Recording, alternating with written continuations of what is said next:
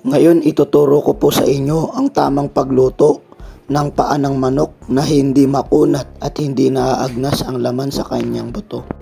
Para sa akin mas okay kasi yung pag kinagat mo yung laman sa kanyang buto, nakukuha mo pa yung gusto mong kainin. Hindi yung naaagnas na yung laman sa buto na parang wala ka nang makain.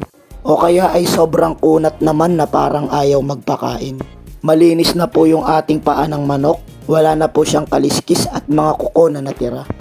Ito po yung una nating gagawin. Maghiwa po tayo ng luya.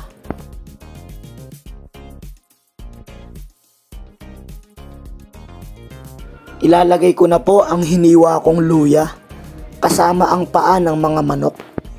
Sunod ko namang gagawin, maglalagay na po ako ng tubig. Lalagyan ko na rin ng asin at pamintang durog. Tatakpan ko lang yan at pakukuluan ko ng 10 to 15 minutes. Ito na po yung paa ng manok pagkatapos ng 15 minutes nating pagpapakulo.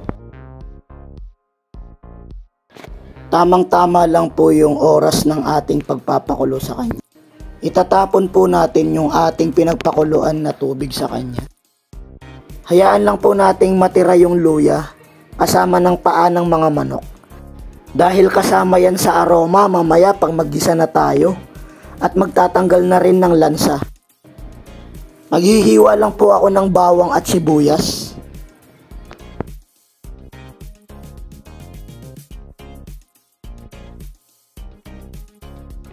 Maggigisa na po ako. Ire-ready ko na po yung kawali at mantika.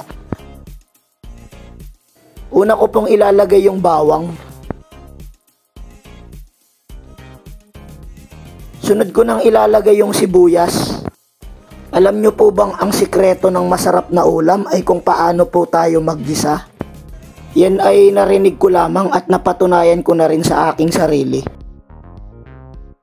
At ilalagay ko na po ang paa ng manok pagkatapos kong maggisa ng bawang at sibuyas. Gisahin lang po nating maayos para kumapit po ng maigi yung lasa ng ating mga pangrikado.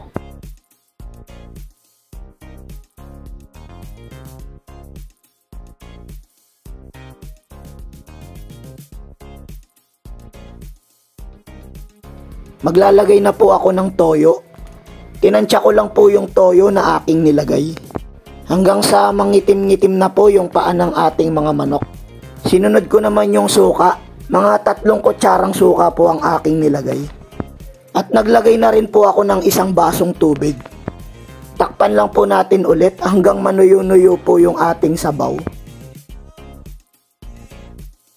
Ito na po yung paa ng ating mga manok. Medyo malambot-lambot na po siya.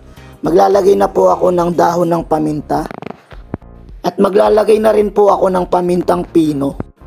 At isusunod ko na pong ilagay yung oyster sauce na lalong magpapasarap sa ating niluluto.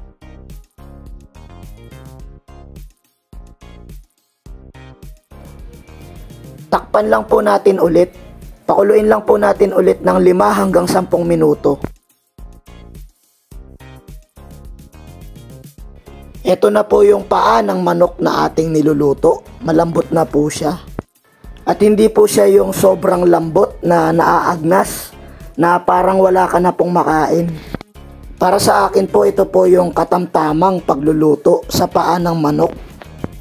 Naglagay na po ako ng siling pula. Ayan, optional lang po yan kung gusto nyo po ng maanghang. Ito na po yung paa ng manok na ating niluluto. Luto na po siya. Ayan, sana meron po kayong natutunan sa ating recipe ngayon. Maraming salamat po sa panonood. Please like, share, and subscribe my channel.